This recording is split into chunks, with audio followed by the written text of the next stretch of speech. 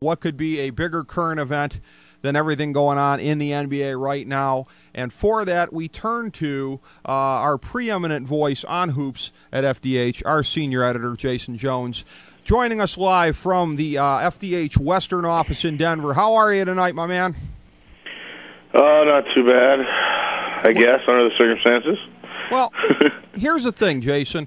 Tonight, at the very least, we're going to be able to educate people. We're going to be able to set them straight on stuff because there's a lot of ignorant stuff floating around in this story from people who don't understand the nitty-gritty, if you will, of what's been happening in Cleveland for the last 7 years and how it provides context and background for everything that we've seen and why people are as angry as they are and why people, I think, should be as angry as they are. We'll get into that. On a larger level, it's nice where, because you and I have these microphones here, we can at least feel like we're accomplishing something. We can at least feel like in some tiny, tiny way we've helped get a little pound of flesh.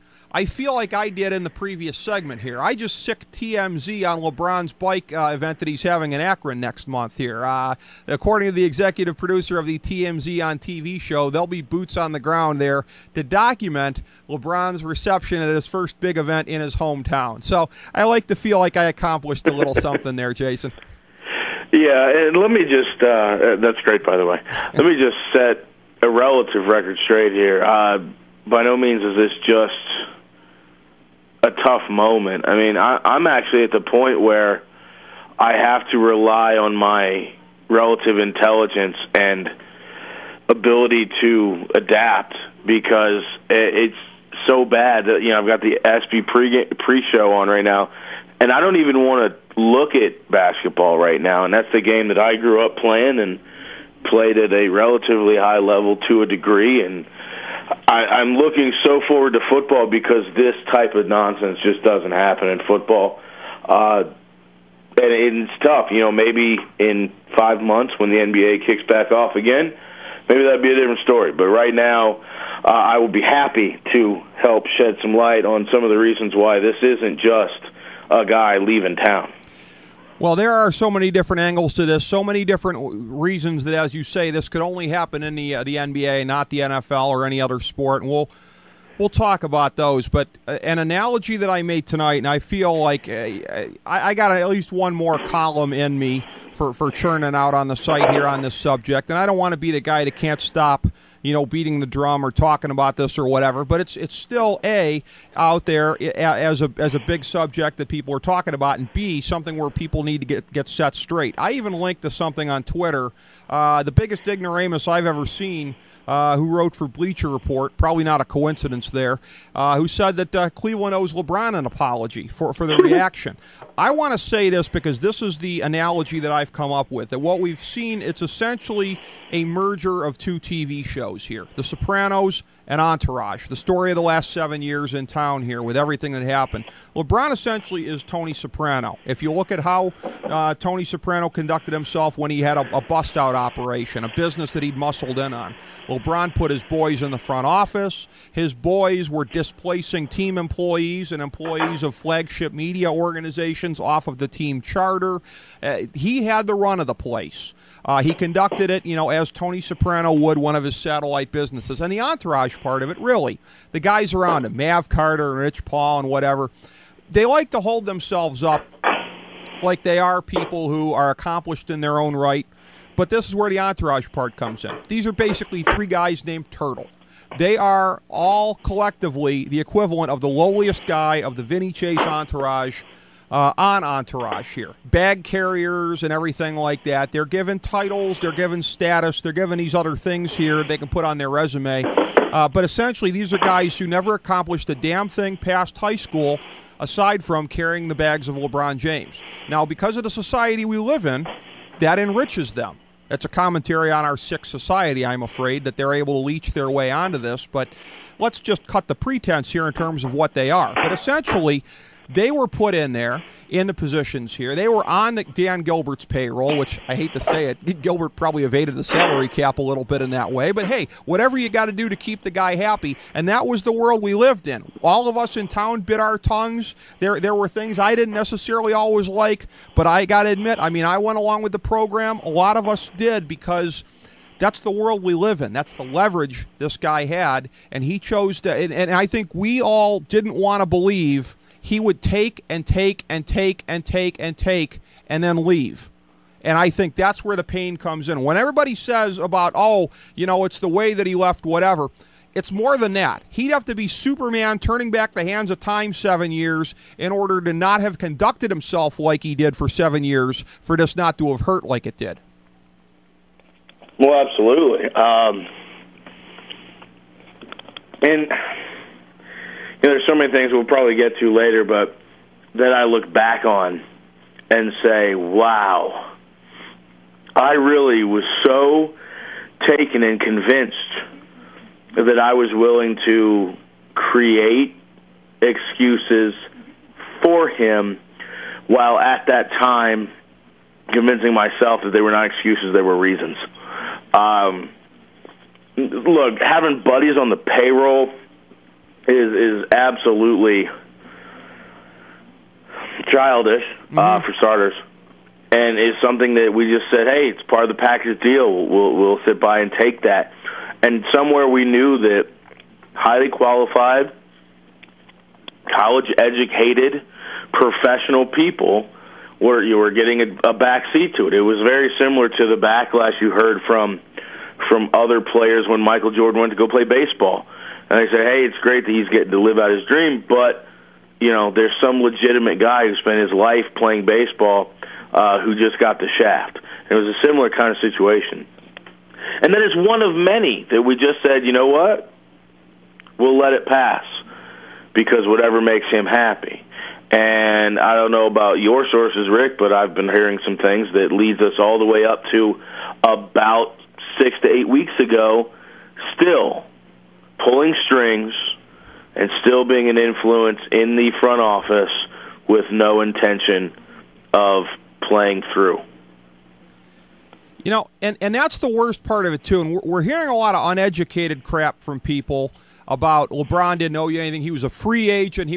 Nobody's questioning the legal part of this. The funniest thing is, for people who are being intellectually dishonest, there's something that was linked off of the Akron Beacon Journal website called the Akron Law Cafe. Some guy who's a pompous law professor who likes to argue stupid crap. LeBron James had a constitutional right to do what he did. Nice straw man there, egghead, okay? I haven't heard one person say he didn't have the constitutional right to do this. Having said that, we're getting into moral rights here. We're getting into moral rights again. You take and you take and you take, and you impose on Dan Gilbert in every single way possible for 5 years, and Gordo gunned 2 years prior to that. I'm not the biggest Gordo gunned guy, but I have sympathy for anybody that's had to deal with this act. And as you said, to not have any intention of coming back, there might have been at least a small intention, whatever, but he pretty much knew this was coming. It's reprehensible in that regard. And I will say this, as much as Jesse Jackson is a worm and everything else like that, at least he's saying, and I'm going to say this, and it may not be popular, he's saying what a lot of people just don't have the nards to say. Because when you're hearing this, when I'm listening to black talk shows, and I'm hearing people defend LeBron James for reasons other than he can do whatever he wants to do, you know what that is? That's a little bit of hate Whiteyism that you don't have the balls to talk about. Jesse Jackson hates Whitey, and at least he's putting it out there. There's a lot of people that are defending LeBron for no other reason than he upset Dan Gilbert. And it's not popular for me to say that, but I will say that. And Jesse Jackson, as ridiculous as he is, at least said what a lot of people don't and won't say when you call him on it. I got into a back and forth with a guy on Twitter on Friday who said that Spike Lee wasn't playing the race card for saying 40 acres and a mule, and that wasn't the race card. And he goes, you're injecting race into it by talking about that. See, that's the intellectual dishonesty we're talking about here, Jason. With all these people that want to defend LeBron, I hate ignorance more than anything. And this is bringing out the ignorant in so many people. See, and let's just call it what it is here, in a roundabout sort of way. Mm-hmm. Al Harrington just agreed to terms with the Nuggets today. Okay. No one in New York has any problem with that. Mike Miller signs with the Heat along with this big three. Nobody has a problem with that. Both those gentlemen, white and black, no problem, right? Mm-hmm. Race is really not the issue here. Race has never been the issue, and for someone to come out, and granted, don't get me wrong, the Jesse Jackson comments, if you do sort of look through and sort of put your X-ray glasses on and read through all the hyperbole and BS, there is something to be explained there, and there is a valid point to be made. However, we shouldn't have to filter through all the race-loaded issue. White, black, or otherwise, it is not about race. If Dwayne Wade left Miami to go to Chicago, it would not have been about race because we would have seen it on a headline in the newspaper, on a website, on the local news, on SportsCenter. Dwayne Wade would not have called a huge television event that would be the highest-rated non-mainstream news story in the history of Nielsen ratings to say no to Miami. And that's the problem. Race, not race, really couldn't give a damn. Right. And, you know, I'll be honest and I'll say something that most people won't say in regards to how Cleveland would have reacted. People say that it's only because of the way he said it. No, let's get one thing straight. Cleveland would have been pissed no matter what. Right. We would have been ass on a stove, raving, mad, pissed no matter what. But there's a difference between, hey, guys, sorry, I decided to go another route, but let me tell you that up front. We can have a nice discussion and blah, blah, blah, but I'm still ultimately leaving. That is different, remarkably different than what actually took place. And that is sad, but the fact of the matter is once you get beyond he's leaving, it's the spectacle on top of all of the stuff, and I say this because it's a family show, all of the stuff that has slowly started to trickle out, that some of us that have worked there or still work there and know for a fact, firsthand account, the types of stuff that was going on. Maybe he didn't know that stuff was going to come out, but it's going to, and I think that's what, you know, a week later we're still fuming mad about. Yeah, the team's not going to be as good, okay, but we can handle that. In Cleveland, we can handle that. Yeah. The big issue is how it was done, and that it was done with such a level of disregard and disrespect for the leaps and bounds that were afforded to him. Yeah, and the composition of the franchise. His thumb was on the scale the whole time here in terms of everything. It was he held this threat over their head. I'll leave if I'm not happy with the moves that you're going to make. They got themselves into as much of a win now thing as they could be over the period of time. He's done more recruitment of free agents in 6 days down in Miami than he did in all of the years that he was here. You go back to last summer, not that Trevor Ariza's the end-all, be-all by any stretch of the imagination, but he's a perfect case example of somebody who was interested in coming here, but was like, hey, do I want to do this if LeBron's not going to be here? And LeBron at the time, and he basically said to him at the time, well, you know, honestly, Trevor, you're taking your chances, which, you know, maybe we should have read more into that at the time. Maybe that's on us. But anyways, his loyalty to this team was never reciprocated in that way. Here's the thing. And I never, as I've said before on the show, I never bought into the local boy stuff, never thought that we should fawn over him because he's the local boy come to save us. No. My attachment was he's the greatest player in the world and he's playing for my team. I root for him between the lines, end of story. So I never got invested in him in the way that so many people did who now are really feeling betrayed. God, if you think I feel betrayed, how about the people who actually idolize this guy? Boy, are they taking it hard. I can only imagine. But anyways, when you look at it, had he conducted himself differently over 7 years, had he not put his boys in the front office and imposed and taken, I keep going back to those words, had he not done that, had he not tried to micromanage the front office with the threats of leaving and, oh, you better do this if you want me to stick around, had he not done that, but basically just said to the front office, look, do what you got to do, make the moves you got to make, whatever. I'm a player, your management, do what you got to do. Had he been up front for 7 years, had he not laid it on so thick about, I understand the misery of this city and I will not, I'm dedicated to winning a championship to end the misery, blah, blah, blah. It's the way he conducted himself over time leading up to this. I would have been upset if he went anywhere just because he can't erase what he did over 7 years. It's not that we still own him. It's not that it's a territorial thing because he grew up in Akron. It's because there's an implied moral debt when you conduct yourself as he has over this period of time, and then you screw over the ownership and the team and you leave anyways. Yeah. There's the idea of he owes us something or we owe him something. Let's cut right through that right now.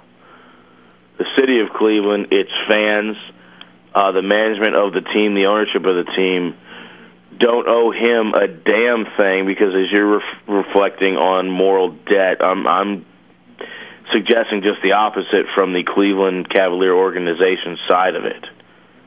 They have given him so much more than any team ever would, any superstar on the planet now or then. Period. So if anybody owes anybody anything, it's not the organization owing him.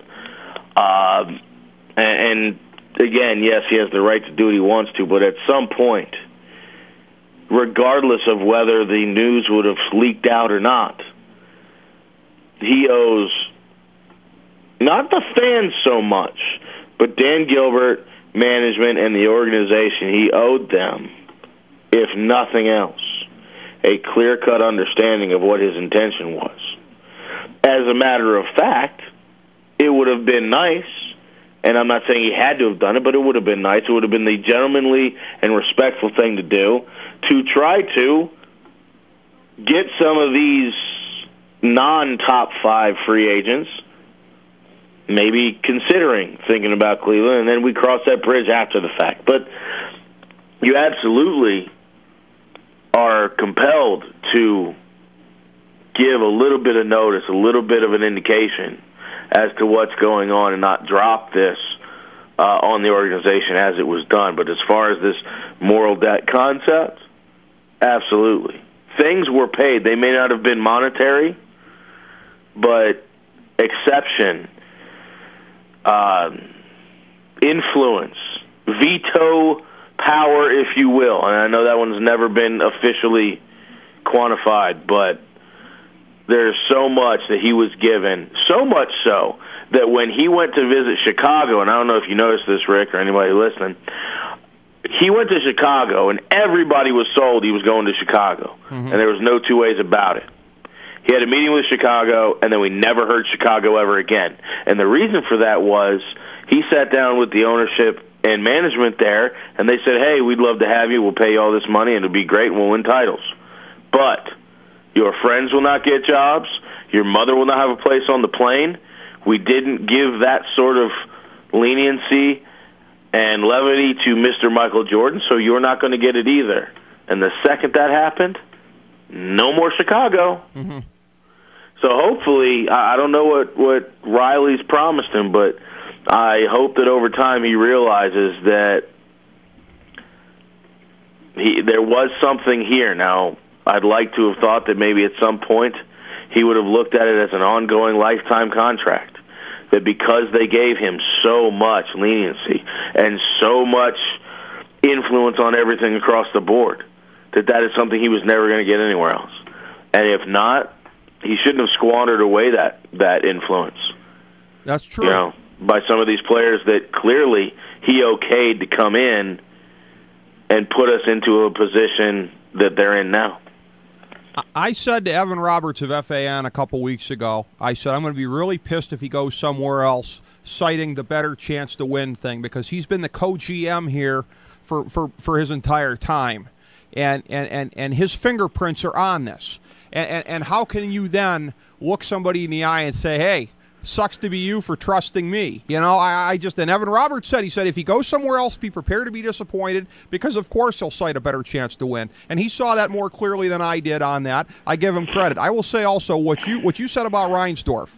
I'm going to sack up here and say this is not one of my prouder moments. When I heard about that, I went on Twitter. I'm not a big Jerry Reinsdorf fan in the first place, by the way. But I went on and I taunted him. Hey, pissing off the entourage. Yeah, that'll really get you somewhere with LeBron. You know what? I mean, he was taking a principled stand on that. I mean, and I guess that's a perfect example of what I'm talking about here.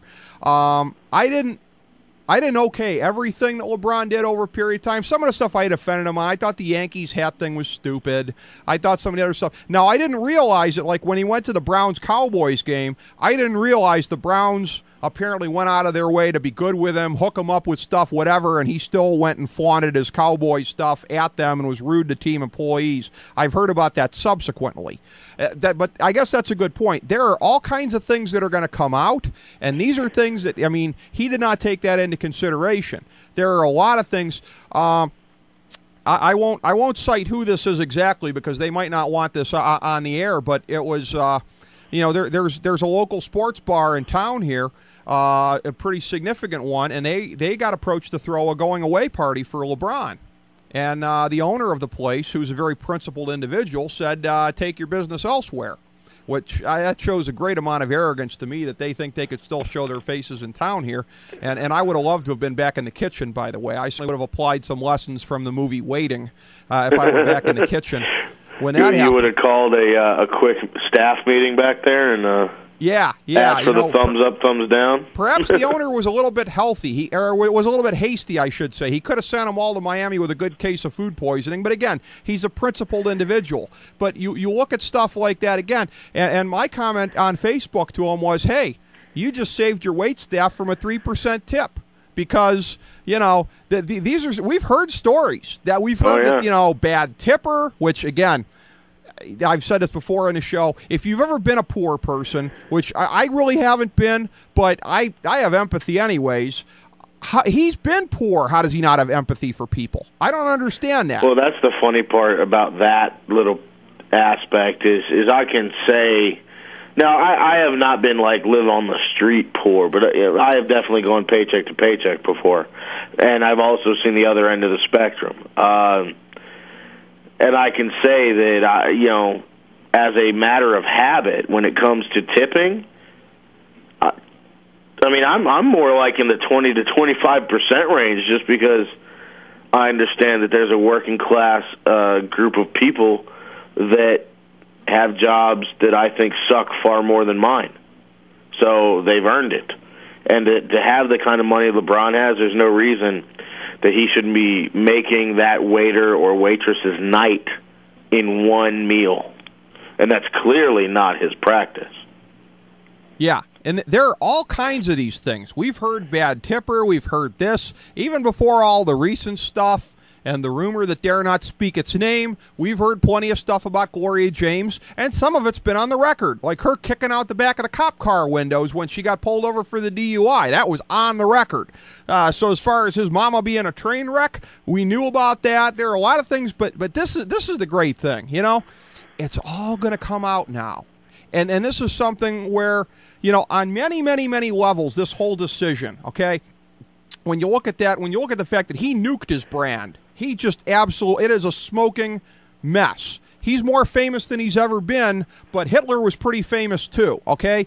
You want the right kind of fame if you're going to sell products and be an endorser and all of that. He has absolutely gone and practiced his Second Amendment rights on his own foot, and I find that delicious to watch. But it's a thing here where I keep coming back to the show Entourage, and there's a scene, I don't even remember exactly what it was from, but the super agent Ari Gold. And ironically, the man that Ari Gold is based on, Ari Emanuel, helped broker the TV special, which there's all kinds of ironies here. But I remember Ari Gold with his star client, Vinny Chase. I don't even remember the context. I just remember Jeremy Piven's voice. You haven't thought this through. You haven't thought this through. And that's a thing where, so many things about this as far as how it was done, as far as leaving when you've incurred this large moral debt and people are going to hate you forever, as far as the fact nobody makes a distinction between Cleveland and Akron. We talked to the gentleman from TMZ before, and I think he thought I was smoking crack when I told him that LeBron thinks people make a distinction between Akron and Cleveland. All these things, you know, even in the inner circle, you can't tell this guy anything. He is just impervious. The mind is closed. He is convinced of everything here. And again, I'm just getting off on that part of it, Jason, because how's that going to go when he goes down to Miami and has to mesh with people if you can't tell him anything? Well, and you know, that's one of many great observations. As someone in the media that goes out to the locker rooms, to the events, you cannot get within shouting distance of LeBron James without 3 forms of credentials. You can't say anything to him. You can't provoke him in any way, or you basically get written off. On top of that, as you say, he's surrounded by yes men. He absolutely is. Anything that he says goes. And you heard him say leading up to this whole situation that ultimately it will be his decision. It was always his decision, and it was never anyone else's place to influence anything other than that. I would love to have seen what those little meetings or dinners would have been like when he said, hey, I'm thinking about this, this, and this. What do you guys think? You know, they came back with, yeah, that sounds great. Whatever you say, because you're awesome kind of approach, and that's going to be a problem. And here's my big issue with all of this. I personally believe that not everybody is intended to go to greener pastures or to the bigger markets. I don't necessarily think it always works in their favor. And this is a great case in that. He could have gone on, played his entire 15 to 20-year career in Cleveland, been the face of that franchise forever, had a Jordan-esque statue outside on Huron or whatever street that is. He could have ran for political office, and that would have been if he only had 1 or 2 titles. Right. And that would have been great. If more would have been better. But if he had done that and built it up the right way, and like Jordan, gone to a city that has never experienced basketball glory of any magnitude, and built his own situation, lift the city up on his figurative shoulders, and so on and so forth, his legacy would have been intact like stone. He would have been unquestioned. He would have absolutely been a first ballot Hall of Famer, and people would have looked back and said, like they do of all of the greats, or at least that top 5, or the Mount Rushmore, if you will, of the NBA Hall of Fame now, the Michael Jordans, the Magic Johnsons, the Larry Birds, and the Bill Russells, he would have been in that class. Now, if he goes to Miami and wins 5 to 10 titles, he's still not going to be in that class. Right. He is, and forever will never touch that level. I don't care if he eclipses Jordan. I don't care if he eclipses Kobe. I don't care who he eclipses in titles and scoring titles and MVPs. It does not matter. He will always be looked at in this light. Very much like A-Rod. A-Rod is now a champion. He will always be thought of the guy that earned $250 million and confessed to performance-enhancing drugs, no matter what he does. Right. And what happens if it doesn't work? What happens if we find out that Kobe and Pau Gasol and Derek Fisher, Lamar Odom and Ron Artest is just a better blueprint than 3 of the top 10 best players in the NBA and a whole bunch of role players? What if he never wins one? Right. In Miami, and we go 5 years and they've never won. They go, wow, that is the most phenomenal team on paper the game has ever seen, and he still can't win. In Cleveland, if he had gone his whole career and never won, they would have said, well, it was a shame, but that guy was one hell of a player on all levels.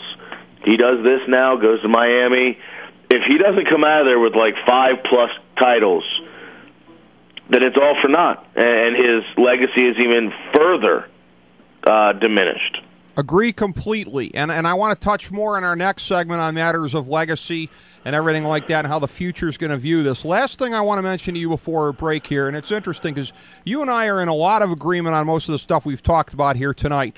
One of the interesting things in the dynamic with us over time here, there's only a 10-year gap between us, which I don't see as being necessarily that big, but it's interesting that sometimes there's a little bit of an old school, new school kind of, thing there, where you sometimes are on one side, I'm sometimes on the other side. I want to get your thoughts on this before we go to break here. That being the meetings he had with the teams, because it was commented on that he's a 25-year-old guy, but he shows up at these things. Jordan Wood wearing a suit. Jordan Wood had a suit on. He's wearing T-shirt, shorts, sweats, whatever the case may be. This is how I take it, and I'm just doing a psychological read here, because he wants to be Jordan. He's got the Jordan complex, but he's got the Jordan complex like, I'm going to interpret Jordan for today. Like somebody would say to him, Jordan would have worn a suit to that. Yeah, but I'm Michael Jordan 2010. So I see that as him, sort of putting that suits are a bygone thing. Maybe that's how that generation would have done it. That's not necessarily how I roll. Maybe I'm making too much of it, but I see that as a little bit of a generational thing as far as him not showing up in the suits or anything like that. I don't know. Well, it's interesting that you set it up that way, because as soon as Stern made the you got to wear a shirt and tie ruling, I don't even know what they call it, but the dress code issue, I thought, you know what, guys are not going to go there and wearing cheesy, Men's Warehouse type suits. Mm-hmm. They're going to find a way to give it their own flavor and still be dressed up and look very nice. Mm-hmm. A great example of that, ironically enough, is Dwayne Wade and LeBron James in the regular season. Now, they don't wear the traditional three-piece suit, but they find a way to make it work, and you say, wow, they're nice dressed guys. Now, on occasion, they get out of control. But when this first came around and it became an issue of, again, from a Clevelander's perspective and making excuses, when we heard that he was not going to travel anywhere and all the teams were going to have to come to him, I was firmly under the assumption that basically what that meant is that you're going to have to come to Cleveland to convince me not to stay in Cleveland. Like, he was already leaning towards Cleveland, but they would have to really woo him to get him away. And then you see him wearing, jeans and a T-shirt and athletic shoes walking into the building of choice. And even when it was going on, I didn't really say much about it, but I thought, this is a professional meeting. You couldn't at least wear khakis and a polo shirt? Mm-hmm. Now, yeah, I would think that it would be in his best interest to wear, it's summer, maybe not a full-on suit, but definitely a shirt and a tie, dress pants, and dress shoes. Okay. It is a professional meeting. This is not, hey, let's get together, put some popcorn in the microwave and shoot the proverbial fill in the blank. Mm-hmm. This was a professional meeting. It's kind of like when Brady Quinn got drafted and what's-his-face was saying, it's an interview for a job, you should get a haircut. We are still watching these guys as professionals, and although I don't think he should have walked in there in a black and white Penguin tux, there is a level of courtesy and respect that one shows in a professional setting, and he should have at least made an attempt to dress up a little bit. Sure. But by not doing so and allowing that to be okay is just one in a very, very long line of it's okay because it's you. Well, you know what, and that's as we go to our mandated break that we got to take here. It's very interesting that LeBron James on this has even lost his generational contemporary, Jason Jones. A fellow new school kind of a guy. I mean, he went too far for you on that, Jason. That kind of sums it up, doesn't it? Well, he went too far on a lot of things, and to be honest, I don't know that we have enough time in this show to do it all.